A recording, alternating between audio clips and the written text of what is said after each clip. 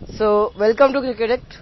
आज हम लोग बात करने वाले हैं आईपीएल के बेसिस पे T20 स्क्वाड, और मेरे साथ है प्रफुल्ल सर। तो देखते हैं क्या आज उनकी क्या राय है इस टॉपिक पे।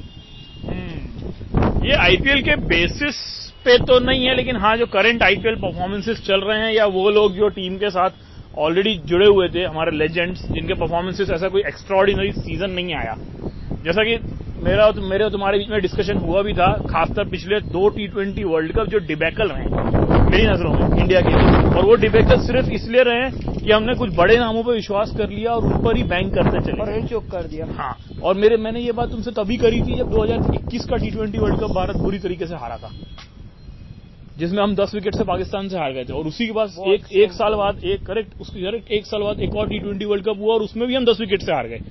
तो मुझे आई एम नॉट श्योर कि उस वक्त सिलेक्टर्स का क्या ध्यान था, उन्होंने क्या सोचा था। मेरा ये मानना है कि क्योंकि अब अगला वर्ल्ड कप 12 या 14 महीने बाद ही है, तो this is a high time कि कुछ खिलाड़ी जिनकी एज और उनका परफॉर्मेंस उस स्ट्राइक रन रेट को सपोर्ट नहीं कर रहा है जिस स्ट्राइक रन रेट पे दूसरी टीमें अपने आप को प्रिपेयर कर रही हैं।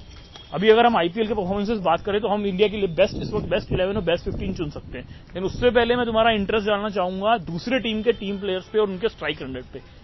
खासकर 2 या 3 बैट्समैन जो मुझे बहुत इंप्रेस किए, उसमें से एक है निकोलस पूरन, कैमरून ग्रीन और मार्कस स्टोइनिस। इन तीनों को से मैं इसलिए नहीं इंप्रेस हूं कि उन्होंने रन क्या बनाए। तुम बता सकते, मैं यही पूछने वाला था कि तुम बता सकते हो कि T20 में क्या होना चाहिए कंसिडर्ड फैक्टर। मुझे लगता है कंसिडर्ड फैक्टर होना चाहिए T20 में स्ट्राइक रन रेट। उसका एक बहुत बड़ा रीजन ये है कि लास्ट T20 वर्ल्ड कप में इंडिया सेमीफाइनल में इंग्लैंड से हारा 10 विकेट से।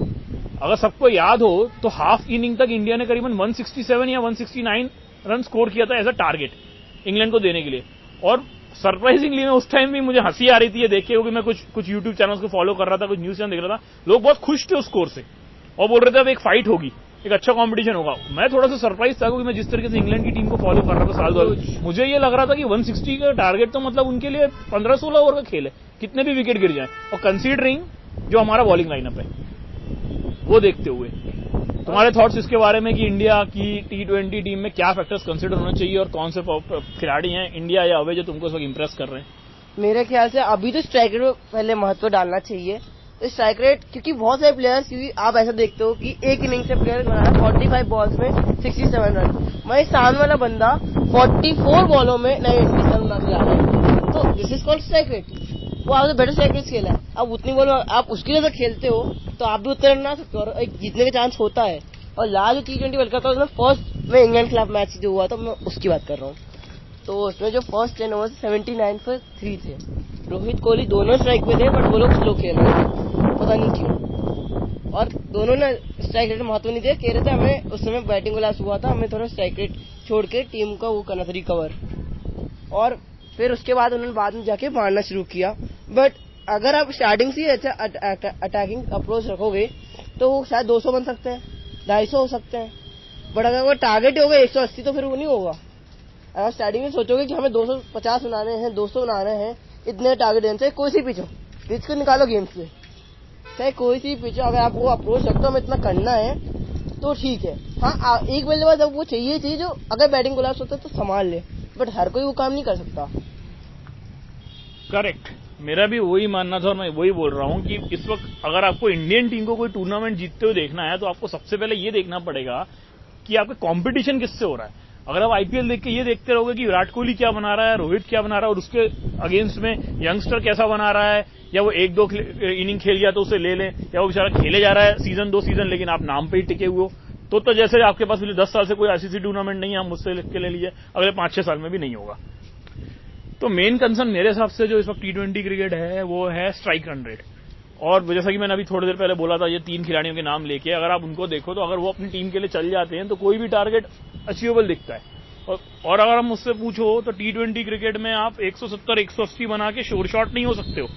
आईपीएल में शायद आप फिर भी हो जाते होगे, कंसीडरिंग कि आपको पता है सामने वाले की बैटिंग या बॉलिंग लाइनअप में क्या है, पिच के फैक्टर है वो।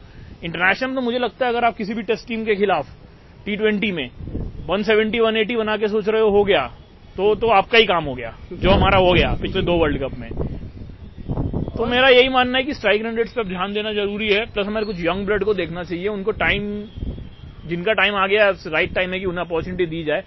रोहित, नथिंग अगेंस्ट रोहित और कोहली, उन लोगों ने बहुत खेला है, बहुत कुछ इंडियन टीम के लिए किया है, लेकिन उन्हें भी अब ये समझने की जरूरत है कि उनकी एज हो चुकी है और उनका परफॉर्मेंस अब उस स्ट्राइक रेट को सपोर्ट नहीं करेगा, उस फिटनेस को सपोर्ट नहीं करेगा जो बाकी यंगस्टर्स के केसेस में होगा।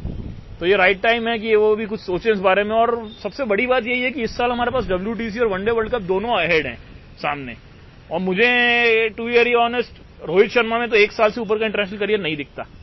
कोहली शायद फिर भी अपनी फिटनेस के बलबूते 2 से 3 साल खींच ले, लेकिन क्या वो T20 में भी इंडिया के लिए खेलना चाहता है, तो वो डिपेंड करेगा उसके IPL परफॉर्मेंसेस या वो इंडिया के लिए जो T20 मैचेस खेले।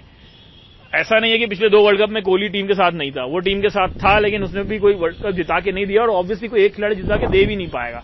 तो मुझे लगता है अब टाइम आएड है कि हम डिस्कस करें कि वो कौन से खिलाड़ी जिन्हें रिप्लेस करेंगे और क्या बेस्ट 11 या बेस्ट 15 हो सकती है। Your views.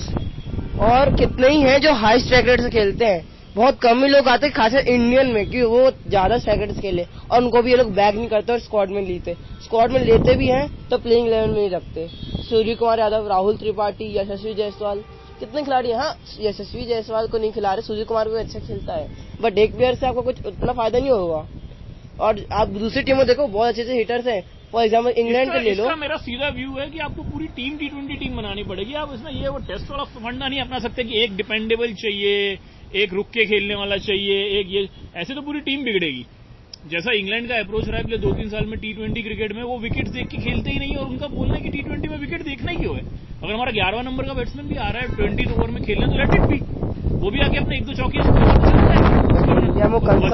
बचा के विकेट जाके आप करोगे क्या 20 ओवर। पहले तो डिफरेंस समझो कि 20 ओवर 50 ओवर में है क्या। तो मुझे तो लगता है कि मुझे लगता है नए लोगों को चांस देने का टाइम आ गया है।